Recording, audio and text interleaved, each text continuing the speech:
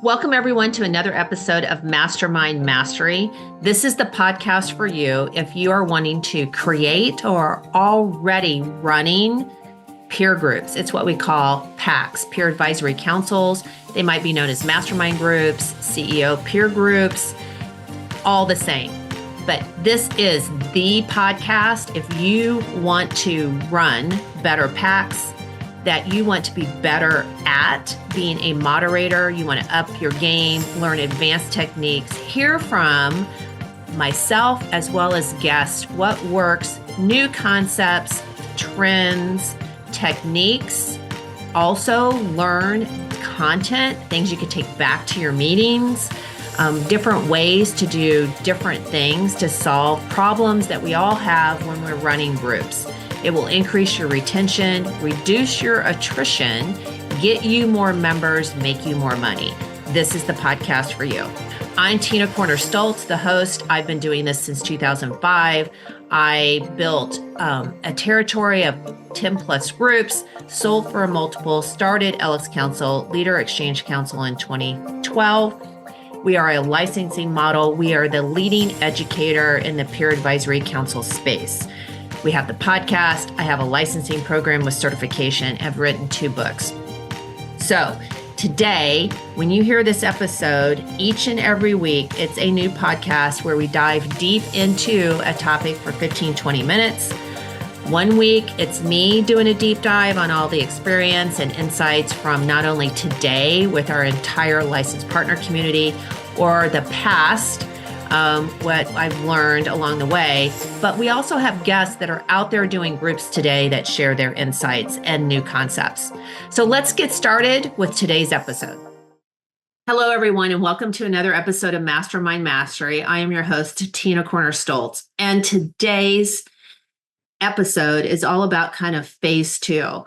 So if you heard in my previous episode about the game-changing, thought-provoking, opportunity of asking $100,000 questions, I am building on that today with what I believe is probably the most important skill to cultivate as a moderator running peer groups, and that is having curiosity. That skill set, if you don't have a natural gene or trait of wanting to be curious, you have to cultivate it, because the power of curiosity in moderating your meetings is so important. And you being curious about your members, being curious about what their situation is, particularly also being curious with prospects. I think this is one of the number one things that why people don't close new members and have a high closing rate. It's because they're not curious enough about the prospect. When you are curious about the prospect and you ask a lot of these questions due to curiosity, then you're going to uncover naturally pain points, and you're going to determine if they are a right fit for your group or not. And if they are a right fit, it's going to be clear to both of you because were so curious about why they're having the challenges they're having, why they were successful, how come they got into the business they're in, all of those things. And it comes across as genuine, and that makes a big difference. My question to you then is when was the last time you actually asked why? Why on something? Like, why is that? Why is this? Or you went, I wonder why, right? And what did you do about it? Did you not do anything about it? Or did you actually research and ask and find out the why and solved your curiosity? So curiosity on my side, I've been fortunate enough that it has been natural, but it has been something I've cultivated and occurs, and I work at it so that it does occur frequently. And it can be as simple as things of like, you guys all know I live in St. Petersburg, Florida. So why is St. Petersburg called St. Petersburg?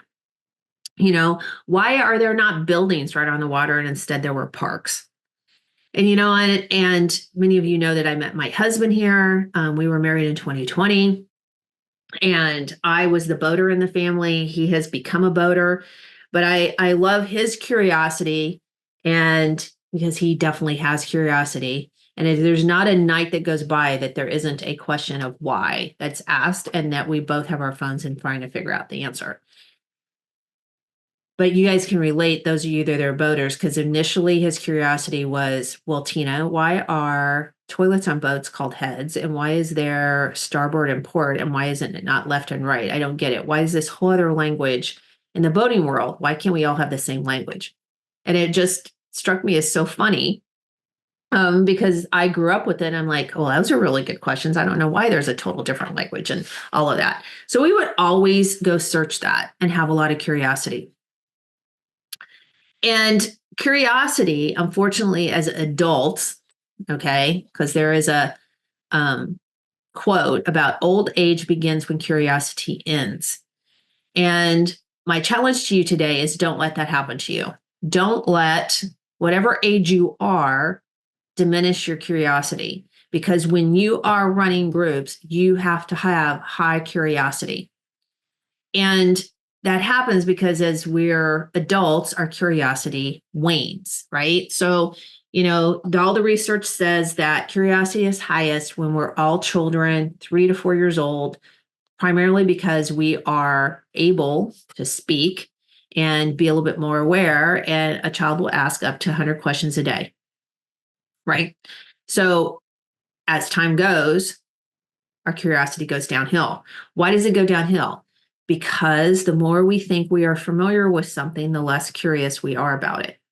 And the only time it becomes more curious is either one, when you start a new career and you have a passion about it, so you're more curious to learn everything you can. But as things get further along and you mature, which could be the case for those of you that have been running groups for a long time, is your curiosity to become better wanes. So you have to really protect against that, because what will happen is that innovation will overtake you if you are not curious. Meaning there'll be some shift in how the peer group industry is run, and you will be left behind because your members will start to leave, or you couldn't and don't have the best meetings that you possibly can. So you have to develop habits to be curious. So there are 8 habits. Like what? 1, to develop your curiosity, curious people listen without judgment. It's kind of straightforward. You can't be judgmental and be curious, okay? Because being judgmental means you've already made up your mind. You've made a judgment call. So you can't do that. Therefore, you have to listen without judgment and ask lots of questions. You have to seek surprise. Like, well, I'm wondering if I might even be wrong. I want to see if there's a different perspective here. So you're willing to be wrong, be surprised by it, and that's fine. And not being afraid to say, I don't know. Let's go find out. But being curious also takes time. It is not something that happens quickly. So for example, if you are looking for the why on something, you got to research that. You got to ask questions. You, right, have to take some time in order to figure out the answer.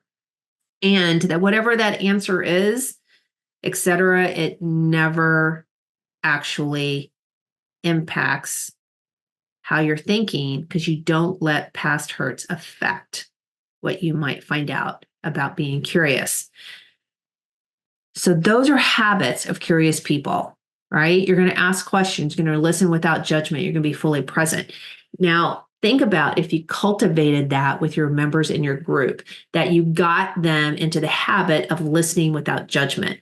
You got them into the habit of asking lots of questions and being fully present. And it's okay if they're wrong.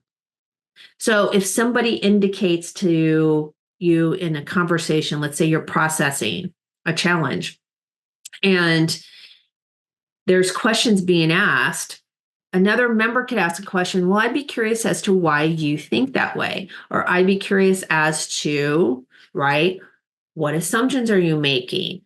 I'm curious as to how you got to that point. Any of those types of questions work, and that comes from curious people. There are so many instances of where curiosity has created just wonderful outcomes. And you guys all know the actual story of 3M and Post-it notes, right? That's an easy one. That's where obviously Spencer Silver, who was the scientist at 3M, he was curious about creating the strong adhesive, and then he accidentally developed something that was super weak instead. Well, he didn't exactly get rid of it. He thought it was a failed experiment. But what happened is that he started to search what else it could be used for. And his colleague, who was frustrated with bookmarks, okay, falling out of his hymnal and stuff, used it. And it was now what we are known for as Post-it notes, or what 3M is known for its Post-it notes. So you also have these other scenarios. You have, first of all, I want to use the iPhone with Steve Jobs, because why is that as this scenario? Because it changed the industry, took out Nokia, BlackBerry, basically, didn't change due to innovation and didn't listen to the customers and thought they knew. But Steve Jobs continued to push the envelope and wanted a more user-friendly interface. And the camera on the phone changed, right? The camera industry on top of it all. So it impacted so many different industries based on his curiosity and what he wanted to see as a vision. You have penicillin, that was a mistake, right? And it actually happened once that, the Alexander Fleming realized that bacteria could be killed by mold. You have Play-Doh, who didn't turn out. That was supposed to be clean wallpaper. And who cleans wallpaper anyway? So they gave it to the local schools in Cincinnati, and rest is history. Super glue, that was the absolute reverse. It was supposed to be something that wasn't as adhesive oriented and strong, because what it was going for were some components on aircraft. So these are all different examples that came out extremely positive due to the scientists and the inventors being curious to solve a problem. Something else happened that became an amazing outcome. So being curious not only has the benefits of what I've already talked about, but there are hard studies about it. So let me give you just a few hard studies for those of you that are in that category of liking facts. Productivity HBR study in 2018 of being curious, of curiosity being cultivated into cultures inside organizations, there is a 20% increase in productivity. There's a 30% higher ROI and profitability of financial performance per McKinsey and Company. Employee retention is likely to be more so, 87%, okay, are less likely to leave per Gallup when you cultivate curiosity in your organization. 60% of customers are more likely to be retained per Forrester, because you're being curious with what could help them and what it is that they like and want. Per IBM, 33% are more likely to lead the industry as far as organizations from a leadership standpoint of curiosity. And then from a personal standpoint, per the National Institute of Aging, 30% of us live longer and a higher quality of life when we are curious. And we all know that, and I'm sure you guys have heard this, Google, who allows 20% of the time, so basically a day a week, for their employees to just flat out be curious and work on anything that they want to work on, whether it's a Google related initiative or not. And Gmail came from that, along with other products that they have.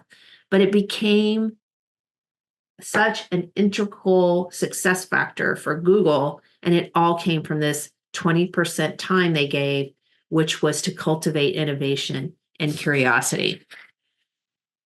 So curiosity takes a lot of deep diving and questioning. And when you foster curiosity in a team, you can tell just from examples and everything, it enhances innovation and improves them being adaptable. There's a lot better communication and collaboration. And how is it that you can cultivate these curiosity questions? And most of them come from the 5 W's and an H, right? So if you just think about continually asking questions of the 5 W and an H, so those 5 W's, when, where, who, what, why, the H is how. So when, where, who, what, why, and then how. And why is the central component of being curious. Why? Well, why did you do that? Why did you like that? Why do you like doing that? Why? So you will bring back your inner child from way back when you were 3 or 4 and ask a crap load of why questions. That's part of being curious. It's not being annoying. It is truly genuine that you want to know, but you have to really want to know. You can also just ask things that are more clarifying. And it all goes back to 5 W's and an H, though. So what's more clarifying? How did you do that? What made that successful, right? We're back to what assumptions have to be true for success. It is just diving deep. What if we did this instead? Or what if? So a lot of what if questions help with being more curious. So if you think about your members, there's a lot of curiosity questions CEOs should be asking about their business. And this is one of the benefits as the moderator you can help them with. So when they're walking around talking with their employees, so management by walking around, or they do town halls, or if they're interacting with customers, if you can instill them to be more curious, how much better of a leader they will be and how much better their decisions will be.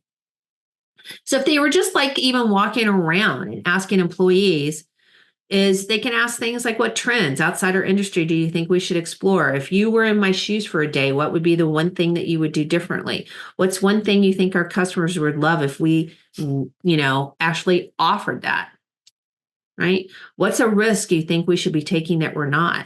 What's one thing you've learned from a colleague that's changed how you do work? Who do you want to connect and collaborate with in the business, but you're not, but you would like to do that? These are all great questions, or you can just simply, as a moderator, think about using these all the time. So here are 4 from a simpler approach. When you're in your meetings, you can also be asking, and somebody brings up a challenge, opportunity, or problem idea, what were you trying to accomplish? Or what are you trying to accomplish? How do you feel about what's happened so far? What have you learned from this? What can you use that you've learned? How can you use it? So these are all curiosity questions, just even as a moderator, you can be asking in your meetings. So curiosity is life on discovery. It starts, right, with you being curious. And I hope that you can take away from today's episode just an awareness of being a little bit more curious and see the impact it has not only you, but the person you're speaking with. Albert Einstein, I'll leave you with this, is quoted by saying he has no special talents. He's only passionately curious. He says, I have no special talents. I am only passionately curious. So the opportunity you have is to not settle for how it's always been done, but to be curious, because that will pave the way to innovation. You will notice that in being curious in a business environment will help your business clients be more innovative and have continuous learning. So I wish upon you that you will take this seriously and develop this as a skill set and continue to develop it as a better skill set of being curious, and that it becomes natural for you that you really want to be curious versus, you're not so much a curious person. But try it and see the benefits behind it. So thanks everyone again for listening to another episode of Mastermind Mastery. And until next time, go make it happen.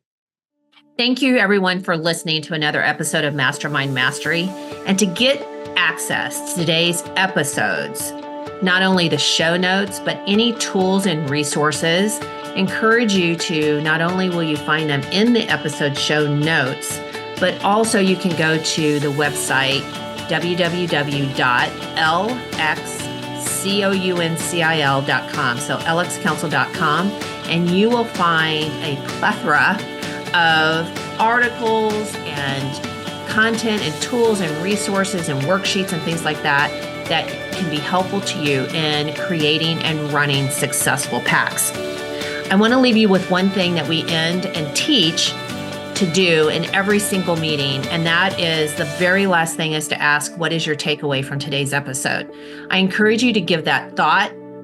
Take advantage of the time you just invested in listening to the episode, and what can you do to move one step closer to the vision that you have and the goals that you're trying to achieve with your groups. So again, take a step back. What's your key takeaways? What can you actually act on? And I leave this with one note, and those of you that have read my book, Your Seat at the Table, you know that I ended the book with a story about my mentor. He always, when he met people, had a pebble in his pocket that he passed to them when there was knowledge shared. And so I ask you today to think about that pebble concept and to pass what you learned today on to someone else, which could be your members, or take it internally to yourself and act on it. So now go do something with those takeaways.